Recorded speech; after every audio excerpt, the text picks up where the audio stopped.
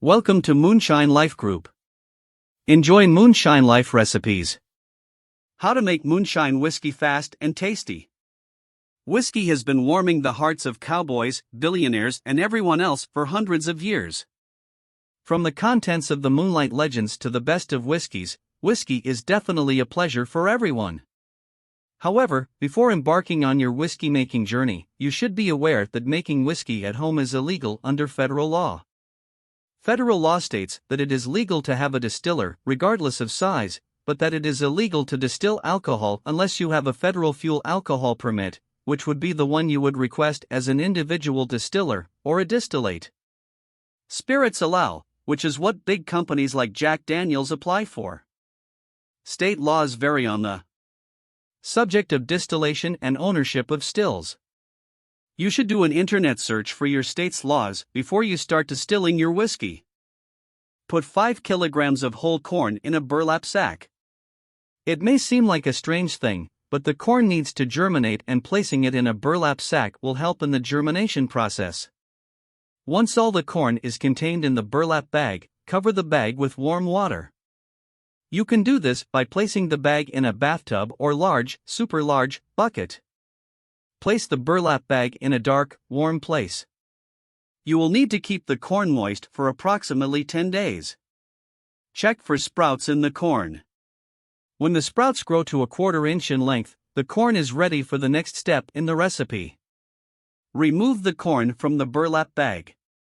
Wash the corn in a tub, making sure to remove any dirt along with the corn sprouts. If your corn has roots, rub them too. Move the washed corn to your main fermenter. Use a stick or similar object to crush all the corn. This is called mashing. Make sure that each kernel is completely broken. When you are sure that all grains are cracked, add 5 gallons of boiling water to the puree. Mix the boiling water and mashed corn. When the water cools to 86 degrees F, 30 degrees C, add a cup of champagne yeast. Mix the ingredients.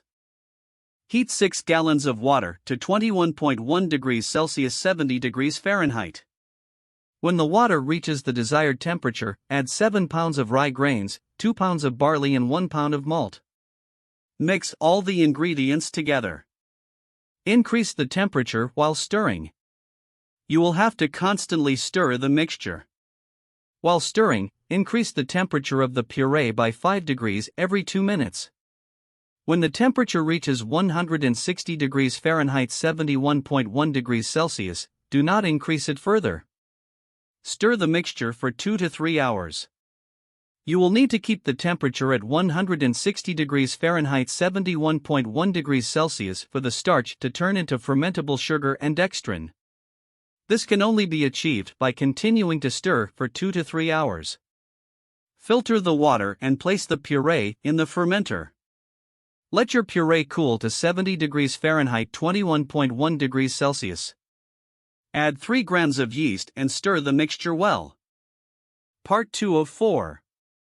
Fermentation. Fermenter. You can use a funnel to pour the puree into the fermenter of your choice. Many home brewers use glass bottles, which are essentially large glass bottles. You can often buy them with an airlock, which you will definitely need. 5. You can also make your own airlock. To do this, drill a hole in the stopper or the bottle cap exactly the size of a surgical tube, which you will also need for this method to work. After drilling the hole, place the surgical tube in the hole, leaving the other end of the tube hanging from a glass or jar of water. Seal your fermenter. After adding all the puree and yeast, you will need to seal the fermenter with a decompression chamber so that absolutely no air can enter or leave the fermentation device. The fermentation process involves the sugars in the mixture, such as glucose or fructose, being converted into ethanol and carbon dioxide. Let your puree ferment. The length of time you must leave your puree will depend on the recipe you used. It can be from a few days to more than a week. For the corn whiskey recipe listed above, let your puree ferment for 7 to 10 days. For the rye whiskey recipe, let the puree ferment for 5 to 7 days. Learn how to know when your mash has finished fermenting. There are several ways to find out if you can safely remove whiskey from the fermenter. The best and most accurate way to know if the fermentation process is finished is by using a densimeter, although you can also do a visual inspection. 8. Using a water meter. Water meters measure the density of a liquid compared to the density of water. When the wort finishes fermenting, the number reading on the densimeter should remain the same. You should read it once a day, for 3 days, at about the time your recipe says your mash should be fermented. A good way to use the water meter is to take a sample of your puree using a wine thief or a turkey paste. Place the small sample in a graduated cylinder. Lower the hydrometer onto the cylinder and rotate it gently to release the bubbles. Take a reading at the liquid level. This reading must be the same for 3 consecutive days. Try a visual inspection. It is recommended that you use a densimeter to determine if your wort has already fermented or not. However, if you really don't want to buy one, you can try to do a visual inspection of your fermenter. Inspect the outer edge of the fermenter. Is there a bubble being formed? On the day that you notice that no bubbles are forming, give it another day to ferment the puree and then move on to the distillation process. Part 3 of 4. Distillation. Find out what it means to distill your whiskey. The distillation process focuses on the separation of ethanol, alcohol, created in the wort fermentation process, or used wort. The goal is to obtain 80% ethanol and 20% flavors and puree water. Buy or build your distillery.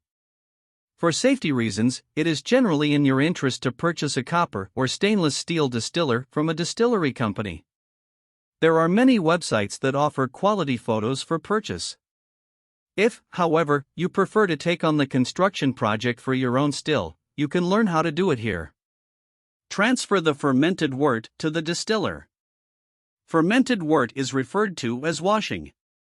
To transfer your clothes, you will need to strain or siphon the clothes using a cotton cloth and then to the distillery. The cotton cloth is necessary because you want to allow as little of the largest pieces of puree in the distillery as possible. If you choose to siphon the wash instead of straining, try to leave as many of the solid pieces at the bottom of the fermenter as possible. If you end up with some of the bigger pieces in your still, it won't be the end of the world. You can leave them there. Assemble the rest of your still and heat your clothes. You will have to assemble the rest of the distillery according to the instructions provided with it.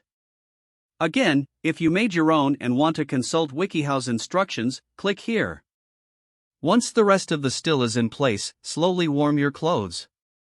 If you heat your clothes too quickly, you can burn them. Over 30 to 60 minutes, bring to a boil. Read the thermometer near the cooling condenser. In your distillery, a thermometer must be placed well before the cooling condenser. While the wash boils, keep an eye on this thermometer. When reading 120 degrees F, 140 degree F, 50 degrees C, 60 degrees C, start the cooling water for the condenser tube. This will start your distillation process. Throw the head out. After adding the cooling water, the condenser will begin to drip. For a 5-gallon size wash, you will want to throw away the first 50 milliliters, 1.7 fluid ounces, a quarter cup, that come out of the condenser. This first part is called the head, and it is methanol that comes out of washing and boiling. The head has an unpleasant taste that you won't want to mix with the rest of your whiskey. Move on to the body. After throwing your head away, read the thermometer again. The reading should be 175 degrees F, 185 degree F, 80 degrees C, 85 degrees C.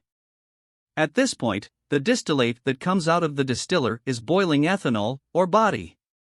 This is the liquid gold you've been waiting for. You must collect the body in 500 milliliter, 16.9 fluid ounces, containers so that you can control your product. Throw away the tails. When the temperature reaches approximately 205 degrees F, 96 degrees C, you will want to stop collecting the distillate. The liquid that now comes out of the still is called tails. This will also give your whiskey a bad taste, so keep it separate from the body. Let it cool and clean it well. After collecting all the distillate, you will need to let each part of the distillate cool. Be careful, it is very hot. As soon as it cools, clean it well. Part 4 of 4. Aging and bottling. Select your aging process. Most whiskeys are aged in oak barrels. However, if you don't have oak barrels on hand, you can also add oak chips to the whiskey as it ages in another jar or container. Letting the whiskey age will give you that beautiful whiskey flavor that we all love. You can buy charred oak barrels and oak shavings online. 9. If you decide to age your whiskey in a jar or other closed container, you will need to regularly open the jar to allow the alcohol vapors to escape, as they would if it were aged in a wooden barrel. This escaped vapor is called part of the angels. Let your pots breathe at least once a week. If you choose to use a barrel, fill it with warm water first. This will cause the wood to swell, effectively sealing any cracks it may have. It is important to do this, or the whiskey may leak from the barrel. Let your whiskey age. When making whiskey at home, the aging process takes much less time than commercial distillers, as you are undoubtedly making a much smaller batch of whiskey. Because of this, your whiskey is more exposed to wood from the barrel or splinters, as there is less liquid vying for a stain against the wood. Your whiskey will age in a matter of months. Try your whiskey every few weeks. When you age whiskey at home, there is a chance that you will overload your liquor. To avoid this, try your whiskey once every 3 weeks. Determine the alcohol content of your whiskey and dilute as needed. To determine the alcohol content of your whiskey, ABV, you can use the distiller water meter. Remember that a whiskey with 75 to 80% alcohol will be a relatively unpleasant thing to drink. In general, whiskey is diluted to 80 tastes, or 40% alcohol. To dilute, add water. Bottle your whiskey immediately after diluting it. Once your whiskey reaches the taste and color you prefer, it's time to bottle it. Store your bottled whiskey or enjoy it immediately, the choice is yours. Enjoy. Enjoy Moonshine Life Recipes.